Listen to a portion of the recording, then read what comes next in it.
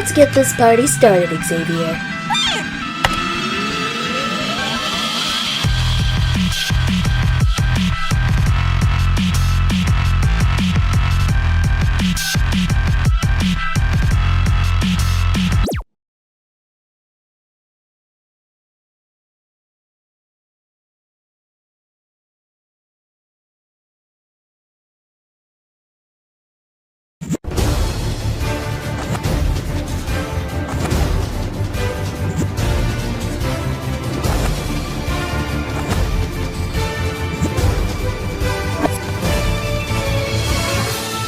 Assassination is a common profession in fighting games. It requires only the most focused and skilled kinds of people imaginable. An assassination can be taken as a symbol of revenge, jealousy, or just being plain cold. But no other two assassins in the world of fighting games are as cold-hearted as today's combatants. I'm Manny, and I'll be researching Sub-Zero, the leader of the Lin-Kuei from Mortal Kombat. I'm Chelsea, and I'll be researching Kula Diamond, the anti-K- weapon from the King of Fighters. I am the Fight Analysis and Conclusion Tolerance Software, or FACS for short, and I will be determining the victor with their research taken into account.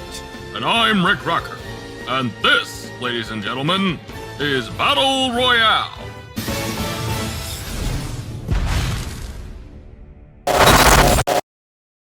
In Mortal Kombat's Earthrealm, there exists a plethora of warriors from different clans. When these guys get together for parties, villages are brought to ruin.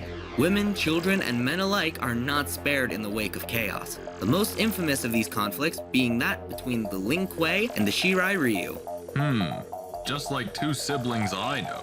Among the Lin-Kuei, there were two brothers that descended from the Cryomancers of Outworld, a powerful race with the ability to manipulate ice. Those siblings were called Baihan and Kuai Liang. Baihan was the elder brother, and he was one of the deadliest assassins that the Lin-Kuei could offer. When Outworld decided that invading Earthrealm was a good idea, the first tournament to determine the fate of all the realms was held. None other than the famous Mortal Kombat! Naturally, wanting to defend Earthrealm, Baihan entered the tournament under the alias Sub-Zero. Sadly for him, things didn't go too well. A certain arthropod named Wraith from the Shirai Ryu murdered Baihan in cold blood. Are you freaking serious? Not even 5 minutes into the analysis and you've already started making ice puns? I gotta say, that's not very cool. Aw, come on. Don't give me the cold shoulder, sis. God damn it. After the death of Baihan, Kuai Liang, the Sub-Zero who will fight today, was sent to compete in the second Mortal Kombat tournament in place of his deceased brother. In honor of him, Kuai Liang created an alias for himself as Sub-Zero. What happened to Baihan? Oh, he got resurrected as an evil shadow ninja named Noob. That's unfortunate. But what's not newbie is Sub-Zero's deadly combat skills. Boo! Thank you, I'll be here all night. The last thing you want to do is give this cryomancing assassin some chilly reception. He can manipulate his staple element in various and creative ways. He can forge weapons from swords to warhammers with nothing but ice. He can create an ice statue of himself that freezes enemies on contact. Or for any sort of combo game, Sub-Zero freezes the soles of his feet to slide, then knock enemies airborne. If you thought that was ridiculous, he somehow teleports short distances by freezing the floor beneath his feet. Wait, how the hell does that even work? Right? He sort of just trust falls into his little puddle and somehow pops back up feet away from his opponent. Though, you gotta keep in mind that Sub-Zero isn't your run-of-the-mill ice manipulator. Cryomancy involves magic, and magic is just science that cannot be explained. Try me, you inferior bag of organic filth. No thank you. Kuai is an expert at using his cryomancing skills for extremely brutal attacks like his X-rays or fatalities, which he can use to easily decimate his opponents, such as Spinal Smash, which consists of bludgeoning the enemy with their own frozen spine, or Chest Cold, where he freezes the opponent's chest before punching through it, leaving the spine visible. Then he grabs the enemy's spine and tears it apart and rips it in half! Does he have a spine fetish or something? At least he's not an ice lolly. She's 18, that is not... Shh. Sub-Zero excels at more things than ice manipulation. He's experienced in hand-to-hand combat. with the Shotokan style of martial arts being its preferred method of fighting. The Shotokan style is a variation on traditional karate. However, unlike karate, which has a bigger focus on defense, Shotokan sacrifices speed in order to allow the user to perform more powerful strikes without losing balance. Though experienced Shotokan masters can use a variety of techniques called kumite, this allows a greater usage of one's speed at the cost of stability and power. And he's got the strength to complement his skills. Kuai's strength is enough to casually smash human skulls with his bare hands and tear down reinforced walls and steel doors. At their best, reinforced walls can withstand impacts worth 0.005 tons of TNT. To put this into perspective, the kinetic energy produced by a large car, which would typically weigh around 2 metric tons, moving at about 120 kilometers per hour, the highest top speed cars are allowed to legally reach when moving down a public highway, would be around 0.0003 tons of TNT. What I'm getting at is that this guy's punches are stronger than a speeding car? Maybe he should consider becoming a traffic guard. I bet no one would have the guts to speed past this cold SOB. He's got the raw power to rip cyborgs apart with his bare hands, freeze people before they can react, and set winter to an entire city. Manny, I think you need to get your eyes checked. The only thing I can see frozen about that city are the floors and parts of the buildings. Sure, it may give him a pretty big area of effect, but I think you're overplaying this a little bit. Overplayed. Even if I did embellish just a tad, Sub-Zero's cryomancy goes even further when he coats himself in ice to generate some sort of ice aura. Yes, that's the name I'm going for. Not only does it give him the cool-looking suit of ice, but it also somehow decreases the overall damage he takes, even as far as to negate chip damage from blocking altogether. Maybe because of all that ice he's been packing. That's not to say Sub's a stranger to some scraps. He's gotten by in some tough encounters, including the lightning god Raiden, who destroyed a large temple with a single attack. Strength isn't Kuai's only trick, he's quite fast too. He's able to dodge missiles and rockets from Lin-Kuei cyborgs, and he's superior to guys like Reptile, who can dodge bullets. Feats of that magnitude would put him at supersonic levels of speed. Somewhere around Mach 2 speeds, twice the speed of sound. Sub-Zero can take quite a bit of punishment too. He survived getting blasted by Kano's lasers, impaled by Scorpion's sword, and roasted by Scorpion and Sector's flames. And apparently, Sector's flamethrower produces a heat reaching that of 3,000 degrees. Degrees what? You do know that there's 3 different temperature scales, right? You know, Celsius, Kelvin, and the one no one uses. Concrete data for that feat scale does not currently exist in our database, but if we were to assume that we were using Fahrenheit considering Mortal Kombat's American development base, then 3,000 degrees is a little under 1/3 of the sun's surface temperature. Better believe it. The best part is that Sub-Zero's ice is potent enough to counter that same flamethrower. However, Manny, no matter how much you paint it, Sub isn't invincible. He has a pretty spotty win-loss record, and he's died. Twice. I still can't piece together how that's possible. And one of those deaths is from Baraka, the most pathetic excuse of a character in Mortal Kombat's entire roster. And that's saying a lot. And while his close-ranged options are more versatile than your average Cryomancer, his projectile game is rather unimpressive. Just tell it like it is. It straight up sucks. Shut up! Discounting his occasional plot-induced stupidity and poor ranged options, Sub barely has any significant weaknesses. One thing's for sure. This Chinese ninja warrior has no chill. Scorpion wins. No one believes I beat the last level of Mortal Kombat. Because that's just ridiculous. No one beats Sub-Zero. From its small beginnings in Southtown to its now worldwide appeal, you'd be hard-pressed to find a martial arts showcase more infamous than the King of Fighters tournament. This competition was an annual spectacle, with participants coming from every corner of the globe. And with such a widespread event, you can expect the absolute best when it comes to the peak of human physiology. So, we're just talking about normal humans. Wow. Real impressive, Gels. I'll have you know that these fighters are anything but ordinary. And you're one to talk. You get winded after a few push-ups. Please move on. Ouch. This tournament showcased the best of what the world had to offer. For better and for worse.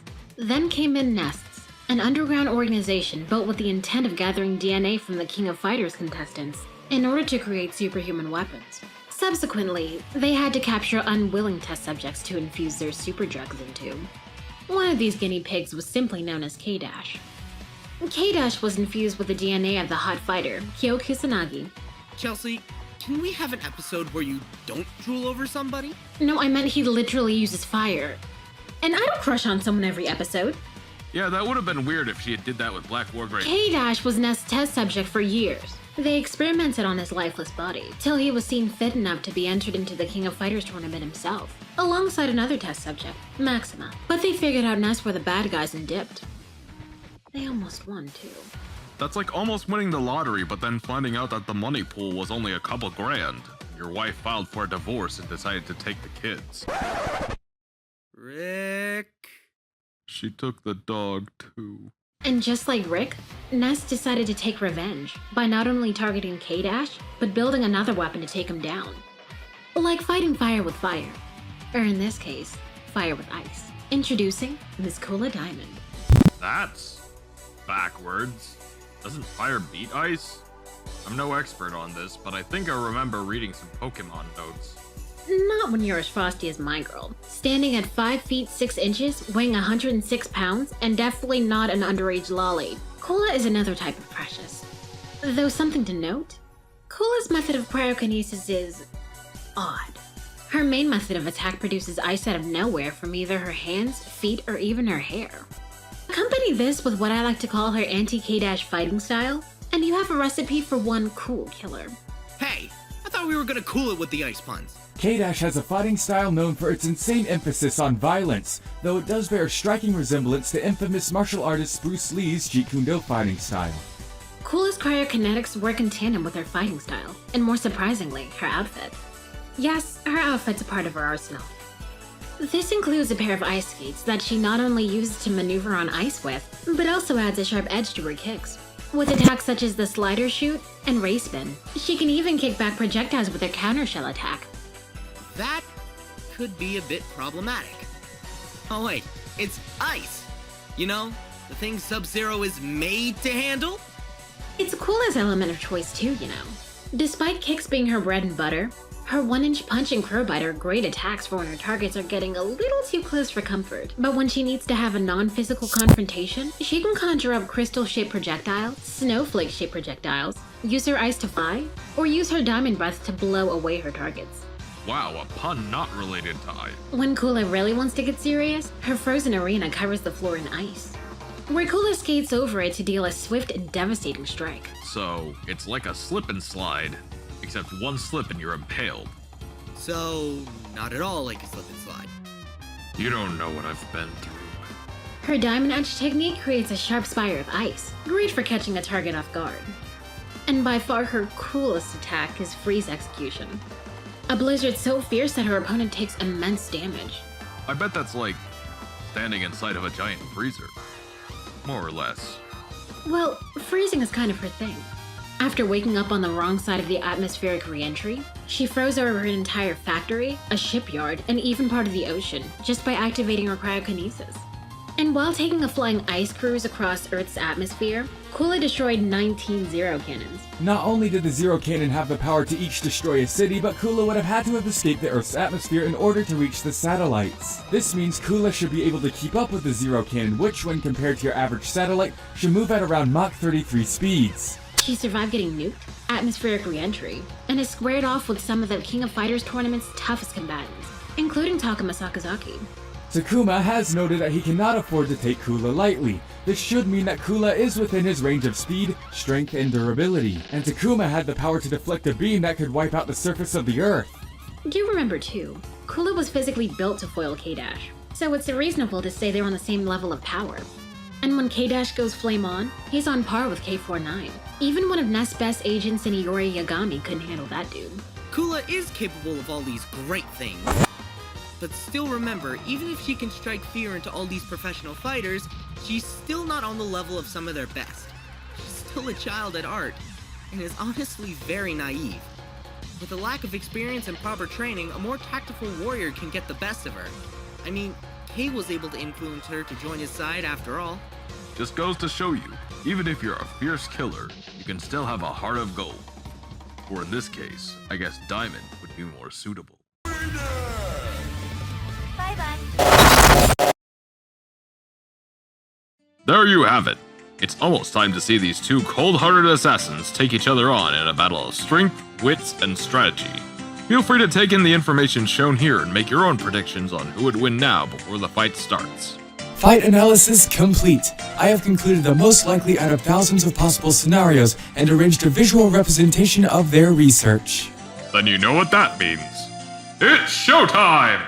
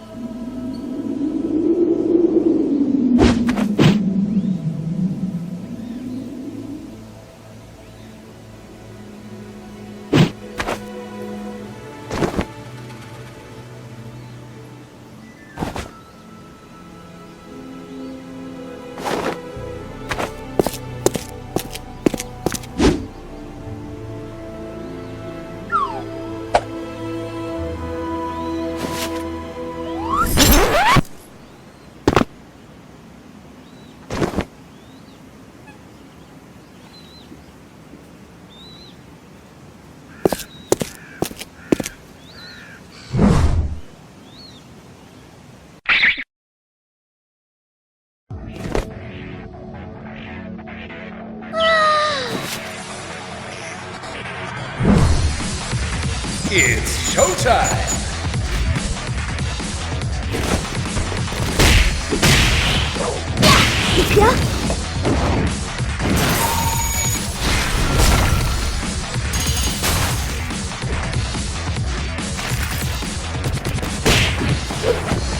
Hey, Kula.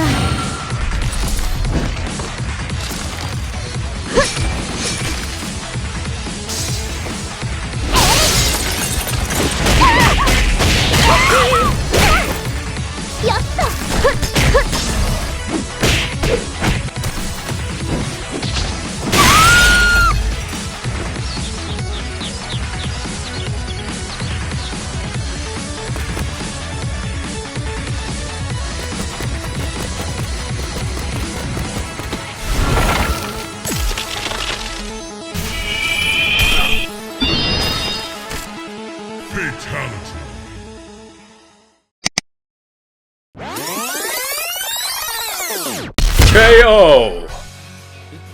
No way!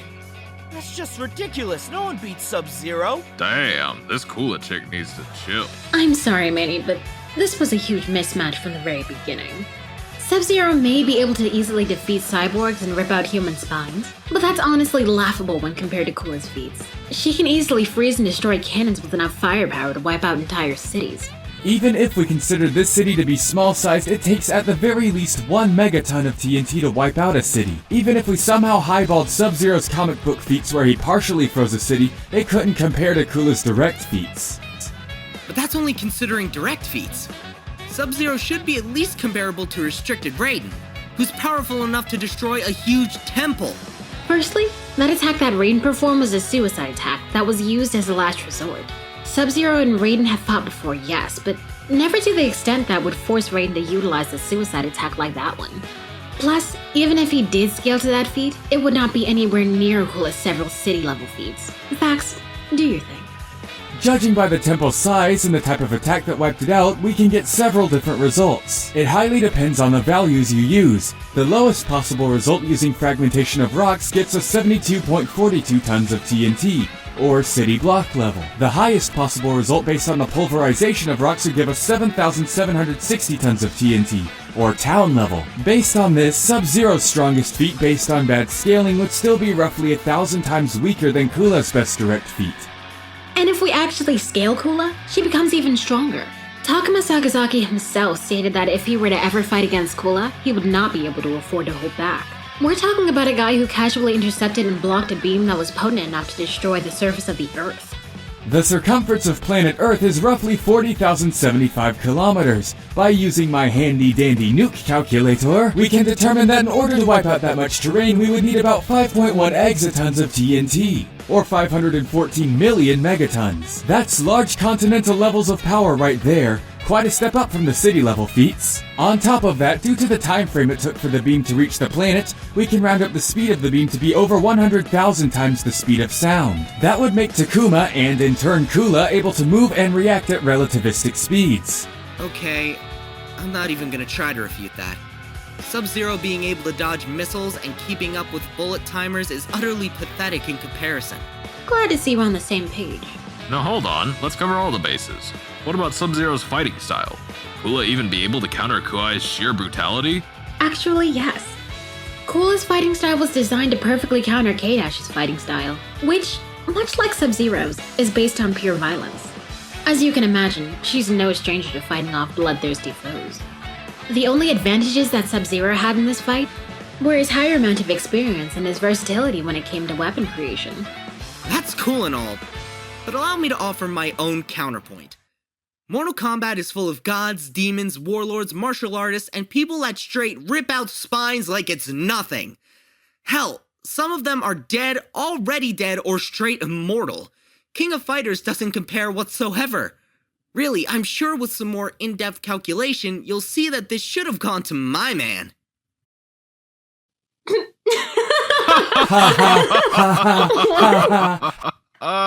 What's so funny? I apologize for laughing, but that's just poor reasoning in general. Yes, the verse of Mortal Kombat has very gruesome depictions of combat, and the subject matter is oftentimes grim-dark, but they are bound by the same rules and logic of any battle comparing two or more characters. They do not get a free pass for having the title of deity or undead. Even when you highball the verse at its upper limits, removing ones like the Elders and the One Being, the entire universe of Mortal Kombat is not that powerful, capping at maybe about large building levels of destructive capacity and hypersonic speeds if we're being generous. Essentially, it just doesn't add up.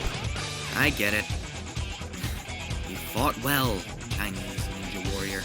This is normally where I would make a bad pun, but we've already had like a dozen of those in the episode. So I'm gonna have to freeze out of here, let facts confirm the verdict, and go avalanche. Rick, please die of frostbite. The winner of this battle royale is Kula Diamond.